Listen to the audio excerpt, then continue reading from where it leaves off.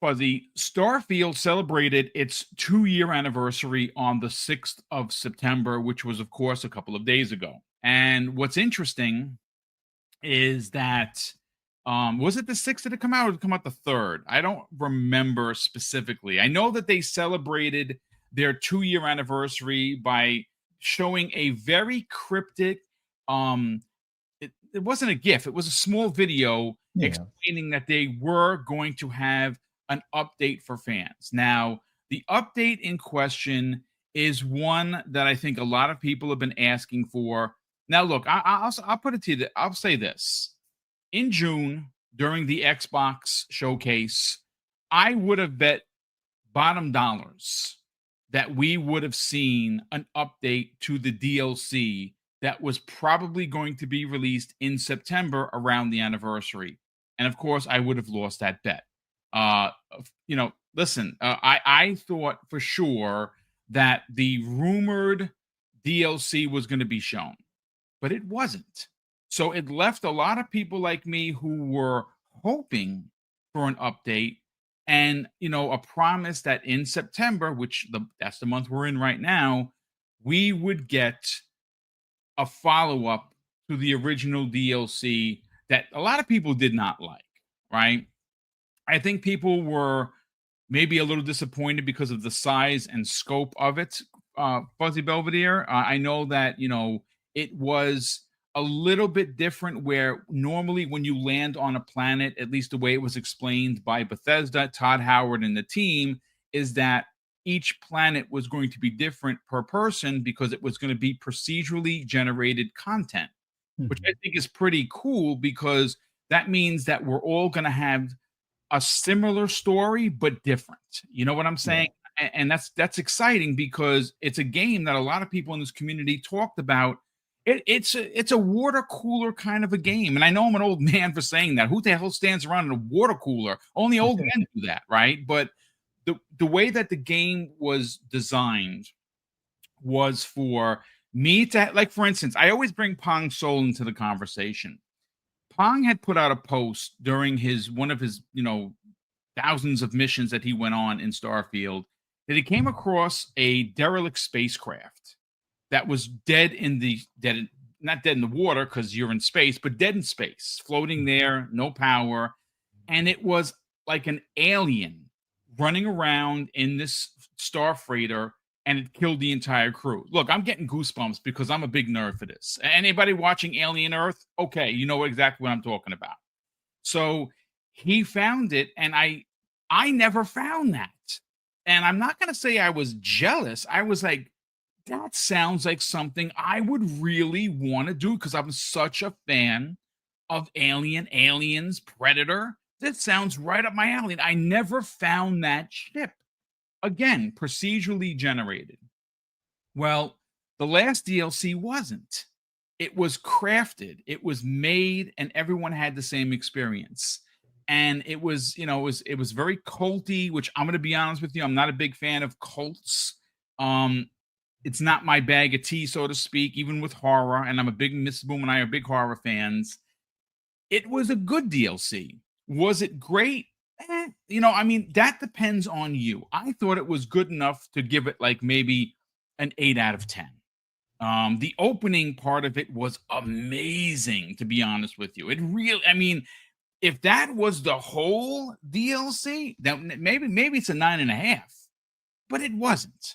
And like I said, some of the side missions, I don't know if you got to the one I'm talking about, the two brothers. They had to kill each other. One was going to point. There were two brothers. If you know what I'm talking about, it was a family affair thing, and it was very interesting. That was one of the ones that jumped off the page with me. There was another one, at least for me, my favorite part of that DLC was the abandoned, the schoolhouse. Okay. Where there is I don't want to ruin it for anyone. It had multiple endings.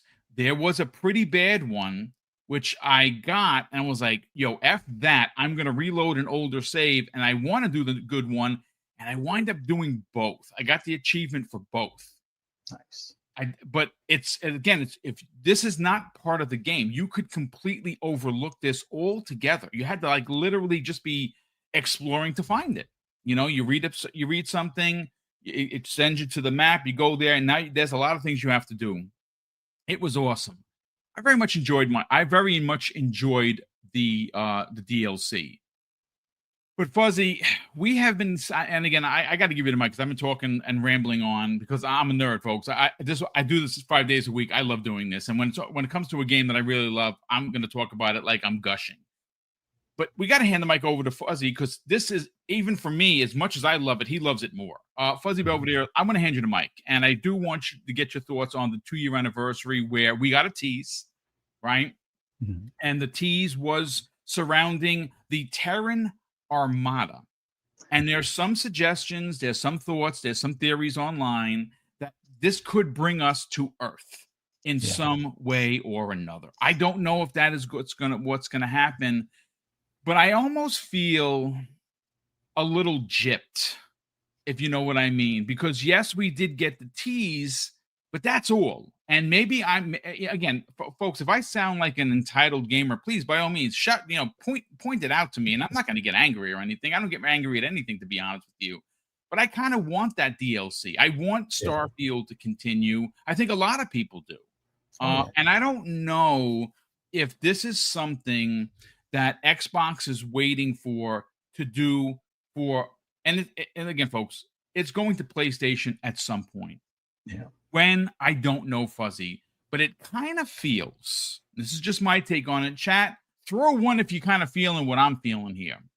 It kind of feels like they are waiting to announce the Game of the Year edition for the PlayStation 5 that's going to include both last year's DLC, the new DLC, and at the same time announce the new DLC for Xbox. It kind of seems like they're waiting to do one ginormous announcement. I could be wrong, but that's what it feels like to me. Let's get your thoughts on the tease and where you feel this big announcement is going to come, when this year it's going to happen. Oh man, it's been great this year as far as with Xbox as well as Bethesda and Game Pass in general. They've been spoiling us. So the entitled gamer aspect comes from how well Xbox supports a lot of their games. Like whether it's Doom with additional content, whether it's Halo with additional content, State of Decay with a lot of additional content, Fallout 76 to even get some of the story, Fallout story stuff mixed into that as far as additional content. Yeah, I'm really looking forward to whatever this next DLC is going to be. And with it being Terran, looking up in AI, Google AI, it says, inhabitants of Earth. So if it's an armada, inhabitants of Earth, Corkenstein had a good point yesterday on a Web Dev show.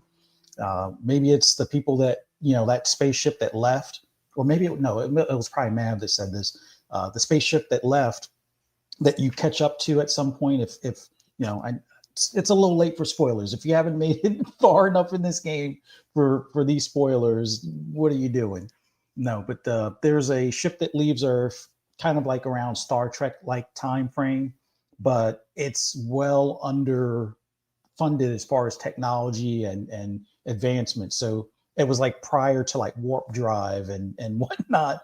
So maybe it's like some more of those Earthlings that left, because if you've played the game, Earth is pretty much a desert ball at this point. Yes, there's collectibles. Yes, there's some things that can be found. Occasionally you might encounter an alien, well, not an alien, but like others landing on the planet, scavenging stuff or whatever. But it's pretty much a big desert at this point. So if we're going to have a focus on Earth, maybe we find out there's a faction that's been living underground that we've completely missed. Maybe they've been able to survive the conditions, considering after all the problems that Earth has seen over the years, that now we can return or something to that effect. Or maybe, some of those that left earlier, we somehow encounter them and, give them the bad news of what Earth is like at this point, kind of thing.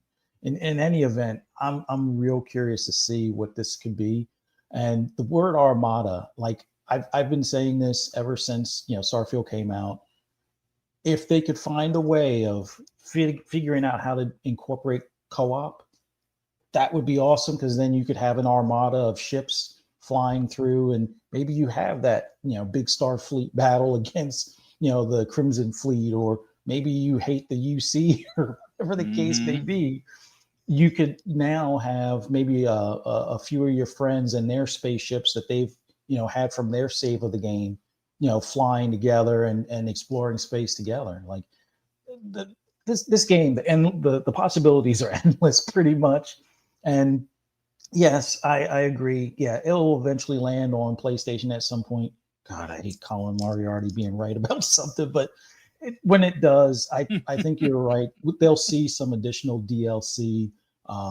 At that point, we'll see if those 7s out of 10s become higher, because the DualSense will have saved the game at that point.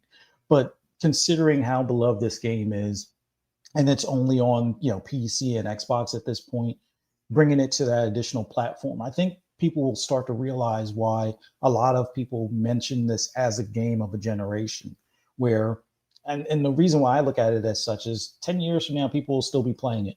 Sure, there'll be mods that might make it unrecognizable to the way it is today, but they're going to continue to do quality of life updates. They're going to continue to do DLC. They're going to continue to add or adjust certain things, so that way you can have this ultimate, space exploration, sci-fi, experience. And some of that might even incorporate horror, because like you said, that empty spaceship thing that's kind of like Aliens, and then the gravity goes off and the lights are flickering and stuff. Yeah, all of that is fun for some and nerve ending for others. But there's so just bring a much in big this gun. game. Yeah, exactly. Or throw some grenades, which unfortunately Sarah didn't approve of grenades. But they work, except for when she goes to run in to see what's going on, and then the grenade, does damage to her, and then she's pissed off. But in any event, this game has been so much fun for me. Like I think the last time I looked, I'm somewhere between 40 and 45 days, give or take. That's 5 simultaneous playthroughs. Two I've broken. One by entering a starborn ship before they exited, and then now nobody leaves ships when they land. So when the enemies land on a planet, they just stay in the ship, because I guess they're afraid I might steal it or something. And then the other one, a member of the community gave me some pointers on how to fix it, but it's like that main port where the landing pad is, like for where you would normally land your ship. It's completely missing, and everybody just like falls through the ground and stuff. So hopefully with some of the advice and tips and things like that, I can do a hard save and get that, recovered. But yeah, the other 3 playthroughs, I've been having a ton of fun. Like I think it's Ryusian faction has been fun, especially once you get a particular suit that's a lot more quiet and makes the stealth aspect of things a lot more fun. But yeah, there's just so much to this game. And it's like, it's got like mini games in it. Like, yes, you can do the base building. Some people like it, some people don't. I enjoy the base building, but I want it to be a little bit more expansive as far as what you can and cannot do, or have a little bit more persistence. Like if I set up my workbench and desk in a certain area, and I put a toy spaceship on the corner of the desk, I want it to stay there. If it falls, I don't want to have to go to builder mode to put it back on the desk, kind of thing. But the Starship Builder as well has been phenomenal, which I think you have playing in the background right now. And I've spent probably too many hours playing in that, making Star Trek spaceships, as well as ones from Star Wars and other ones that we've grown up on, like Battlestar Galactica and so forth. Very nice. But, yeah, this game is a ton of fun. I'm real interested to see if we get any more info before the end of the year. If it comes to PlayStation, I hope they can pull all of this off before the end of the year, get us the DLC, do the port. Maybe it gets nominated for Game of the Year at that point. Who knows? I've seen crazier things, but it would be awesome to now have it where the whole console community will have a game that's almost like a Star Citizen, but Bethesda and RPG like and Yeah. not as buggy. I mean, people call Bethesda buggy. Star Citizen is pretty buggy, and it Yeah. seems like every feature they add, it breaks six. So yeah, this would be what the console players that have been looking at a game like Star Citizen for you on PlayStation, if you haven't already picked it up on Xbox or your PC, yeah, this will be a game to definitely give a try. But can't wait for this new DLC. And I'm wondering if this was replacing the Starborn, or if Starborn is a DLC and this is a completely separate thing. Because that's another thing that's kind of like we got some leaks about the Starborn DLC like a year or two ago, and if this Terran Armada is a different one, that would be interesting that they would have, a couple of these things lined up. Like Fallout 4, I think had 4 DLCs lined up for it. Yes. So it would be awesome if we're at DLC 3 at this point. And I would love to see what they do to round it off with maybe the 4th installment, or maybe they continue or instead of doing like a Starfield 2, or the thing I'm kind of looking for is a Starfield MMO. But I'm pretty sure they need more hands on deck before they can get there, and also have to finish Elder Scrolls 6 and Fallout 5. So we'll see how that lands. But yeah, I'm excited. The one thing I think most people are just waiting for is a roadmap. Right now, this is one of the things that we say for the good part of Xbox Game Studios. We have a roadmap. We know a lot of games. We know everything that's coming out for the remainder of the year, unless there's some sort of a shadow drop, right? We have an idea based on the 25th anniversary of both Halo Combat Evolved and the actual platform that next year is going to be a very celebratory type of year. Gears is celebrating its 20th year. Halo, its 25th. Xbox, its 25th. We have it basically confirmed from Phil Spencer that we're getting the Trinity, the 3 pillars of Xbox in 1 year, which is in freaking it. I mean, it's storybook like, right? Mm-hmm. The 25th anniversary, you're getting a new, and could be a new old Halo, a new Gears, in Gears of War E-Day, and a new Forza Horizon potentially in Japan. I mean, wow, what a freaking year! On top of Clockwork Revolution could be next year, right? Yeah. We could get State of Decay. I'm starting to think that that's going to be a little further out. Listening to the One Man Dark Man podcast from last week, of course, Dirk Riggedy, one of my very good friends, and again, I'm a big fan of the work that him and the guys do on WBG Weekly, which I'll be looking forward to, catching up on that while I'm in the gym tomorrow.